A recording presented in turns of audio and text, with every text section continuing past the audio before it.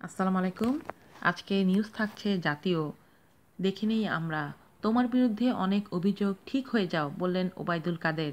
প্রধানমন্ত্রীর ইফতারে দেরি করে আসায় ছাত্রলীগের সাধারণ সম্পাদক জাকির হোসেনকে ধমকিয়েছেন আওয়ামী লীগের সাধারণ সম্পাদক এবং সড়ক পরিবহন ও সেতুমন্ত্রী ওবায়দুল কাদের। সোমবার প্রধানমন্ত্রীর সরকারি বাসভবন গণভবনে রাজনীতিকদের সম্মানে আয়োজিত ইফতার অনুষ্ঠানে এ ঘটনা ঘটে বলে ঘটনাস্থলে উপস্থিত সূত্রগুলো জানায়। সূত্র জানায়, সন্ধ্যা ৬টার পর গণভবনে যান জাকির। তাকে দেখা মাত্রই আওয়ামী লীগের সাধারণ সম্পাদক ওবায়দুল কাদের ডেকে জিজ্ঞেস করেন, এত বড় অনুষ্ঠান আর তুমি ছাত্রলীগের সাধারণ সম্পাদক এখন এসেছ? কি এমন কাজে ব্যস্ত ছিলে, নাকি কোনো আকাম করতে গিয়েছিলে? এর উত্তরে জাকির হোসেন বলেন, আমি কিছু করিনি। এতে ওবায়দুল কাদের বলেন, তোমার বিরুদ্ধে অনেক অভিযোগ আছে, তোমাকে রাজনৈতিক কর্মকাণ্ডে পাওয়া যায় না, ঠিক হয়ে যাও। আমি বুড়ো বয়সে আর ছাত্রলীগের দায়িত্ব নিতে পারবো না।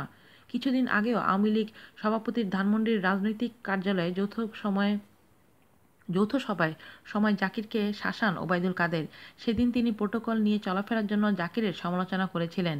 ছাত্রলীগের বিভিন্ন অনুষ্ঠানে ভাই রাজনীতি সহ নেতাদের নানা বিষয়ে সমালোচনা করেছেন ওবায়দুল কাদের। আজ এ পর্যন্তই। আল্লাহ হাফেজ।